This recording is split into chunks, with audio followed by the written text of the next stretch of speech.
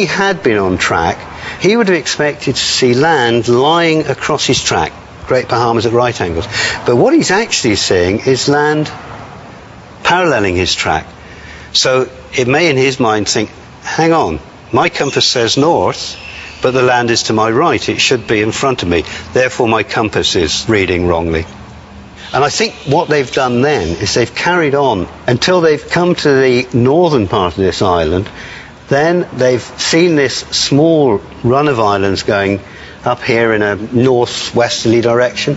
They've followed that when they're saying, we think we're over the Keys. Looks like the winds have blown us over the Florida Keys, but I'm not sure how far down. And I don't know how to get to Fort Lauderdale from our current position, over. It was at this point that Commander Poole had become concerned. Taylor was flying over a small string of islands north of Great Abaco. He mistook them for the similar-looking islands in the Florida Keys, over 200 miles away. This extraordinary error means Taylor has put himself over the Gulf of Mexico on the opposite side of Florida. So all the headings he flies thereafter are taken on the premise that he is over here in the Gulf of Mexico rather than over here in the North Atlantic. So they are virtually the opposite to the headings that you would need to fly. So he's actually trying to get back to mainland Florida and flying himself further out to sea in the Atlantic Ocean. That is it. Simply, he's heading for the wrong part of the coast. At 734 feet down, Graham Hawkes has found the fifth and final wreck. Yep, there we go. There we got it. Will this ghostly Avenger be able to tell them its story?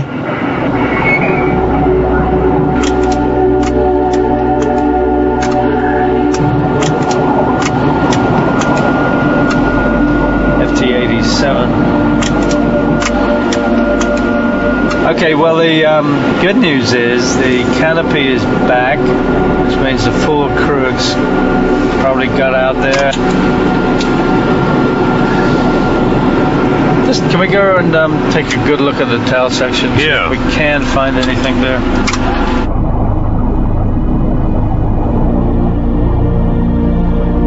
The wreck is in good condition, but like the others, it is missing its tail. They're beginning to think the Phantom 5 don't want to be identified. We want to show you something, Howard. I think this may be the vertical rudder. Well, I can turn sideways. Right in front of us now. Where? And underneath, there's the wing coming into view now. Your left wing. In the middle of what? Right in the middle of the screen. Right. I can see something out of the porthole. Holy cow. They're there, then we should get a bureau number. There's a difference between human eyes and a camera.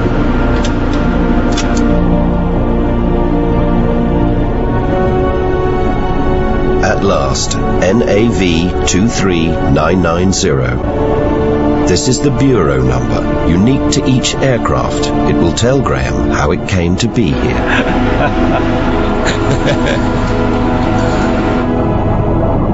With their mission accomplished, they head back to the surface.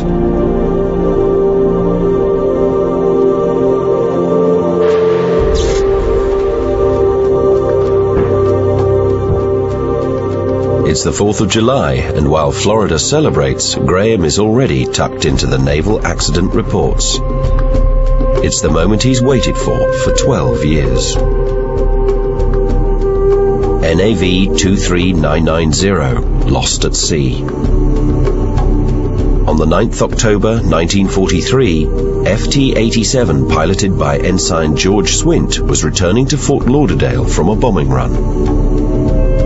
On board were Airman Second Class Sam Trees and J. Lewis. At precisely 12:20 p.m., the engine suffered a catastrophic loss of fuel and ditched.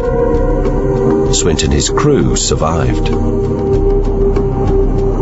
FT-87 lost for 60 years.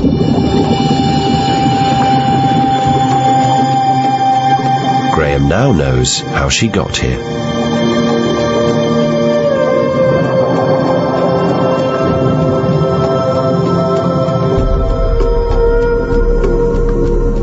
the remaining 4 wrecks, one is missing its tail section. And there is only one accident report from August 1944 showing a fatal mid-air collision where the tail was destroyed. Could this be the final resting place of pilot John Barry and airmen 3rd Class Joe Marcotte and Fred Burns? For Graham, it's the scenario he least expected. Despite the odds, they are just a random collection of accidents that came to rest in the same place 12 miles from home.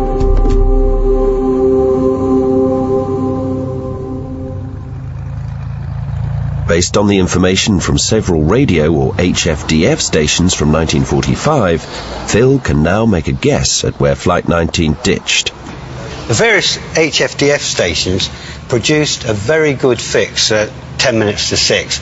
And as you can see, it's up in the North Atlantic, about 100 miles off Daytona Beach, nowhere near the Gulf of Mexico.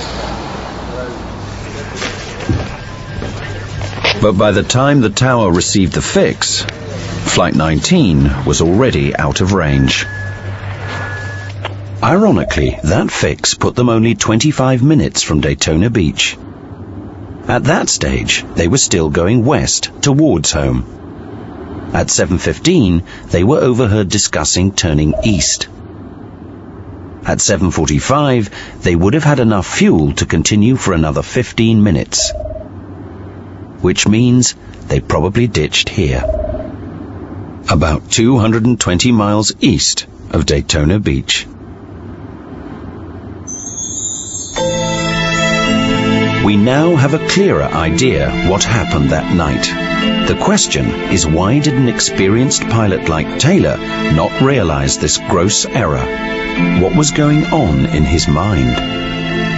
Okay, Lieutenant, if you have enough fuel to reach us, just keep flying toward me.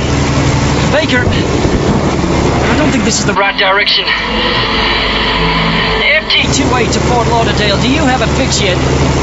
He established a mindset fairly early on, after he had realized he wasn't on the correct track, that he was in the Keys at Florida. Phil has concluded that as conditions deteriorated, Taylor had a serious mental breakdown, a kind of tunnel vision that made him blind to any of the options he was offered. I don't think you could be over the Keys. Our wind chart suggests you can't have been blown in that direction. Today, this condition is known as spatial disorientation. It is considered to be one of the most dangerous threats to a pilot. There was no shaking it. And this is not an unusual phenomenon. People decide on something, and then with the stress of the occasion, they will stick with that initial concept because in their mind it's very real. Once he got this mindset, it was going to stay with him until forever, because no one was going to jog him out of it. This would explain why Taylor insisted his compass wasn't working. We don't know which way is west. Everything is wrong. But what about the rescue plane that also disappeared? Martin Mariners were known as flying gas tanks. Several had exploded in mid-air due to a spark or even a crewman's cigarette. A few days into the search, a report from a ship in the area claimed it had seen an explosion in the sky at the same time the Mariner vanished.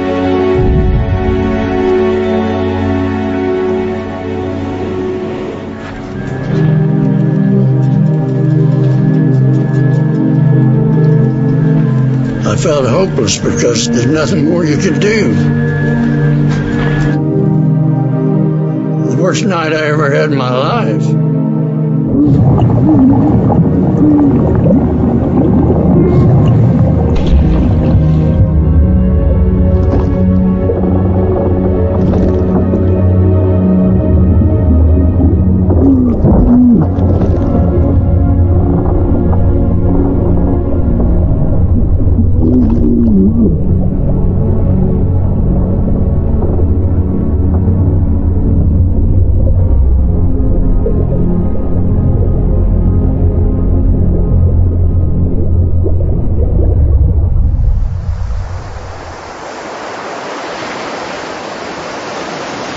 After 60 years, what happened to Flight 19 is now clear. And like so many mysteries, there is always a rational explanation available, if you choose to believe it. People love a mystery. They want a mystery. No matter what it is, they want their mystery. Which is why the Bermuda Triangle will remain the most romantic of all the ocean's great myths.